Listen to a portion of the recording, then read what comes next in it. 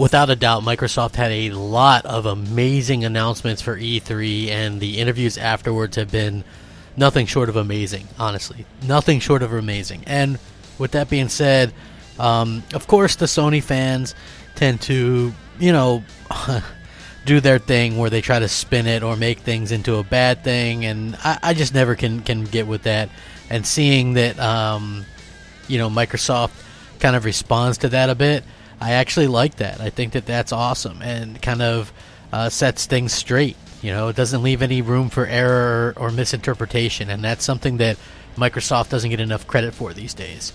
Hey, what's up everybody? Crapgamer here with Crapgamer Reviews, back with another video. Thank you guys for checking it out. I really do appreciate it.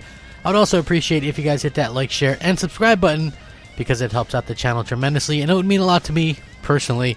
Thank you guys for continuing to rock out with me. So, we know that Microsoft bought a lot of game studios. I've talked about that before in the podcast and stuff like that. But also, they're not done. And I've talked about that before as well.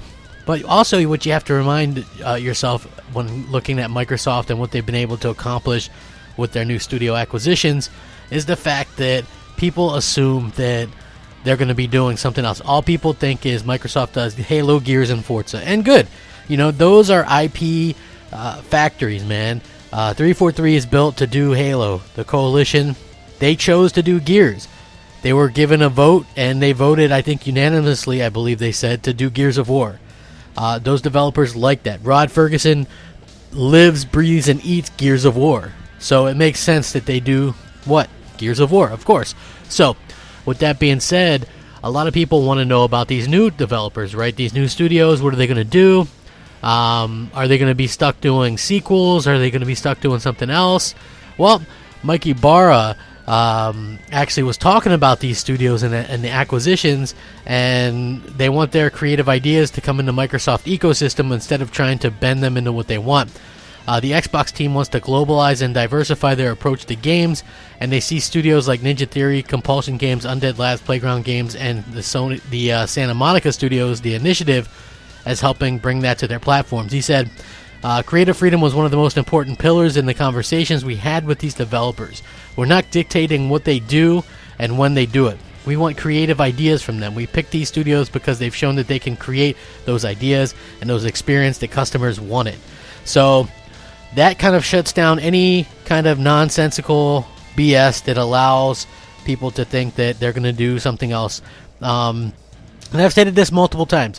Ninja Theory does single-player games. Compulsion Games does single-player games. We'll have to wait and see what the Initiative does.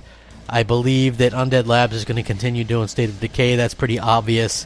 The new Initiative, who knows? Playground Games is working on a couple things. They have 2 different studios with 200 developers at each one. So I would assume that they're going to keep creating Forza Horizon and Fable. But anything can happen. When you have that many workers, you could always have some kind of break off and do something different.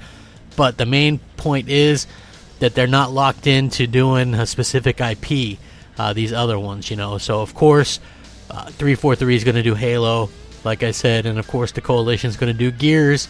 Those are tentpole franchises, but when you have these other ones, even Phil Spencer said they have announcements that, that they're holding on to. They're holding on to some announcements because they didn't want to tip their hands, and I think that's awesome. So, anyway, I do think that it's interesting, to say the least. I will link this article so you can check it out. What do you guys think, man? Are you guys excited about this? They get to do what they want, almost like indie studios, but with Microsoft's backing. That's fantastic in my opinion. What are you hoping to see from these companies? Let me know. Rack 'em up. Crapgamer out.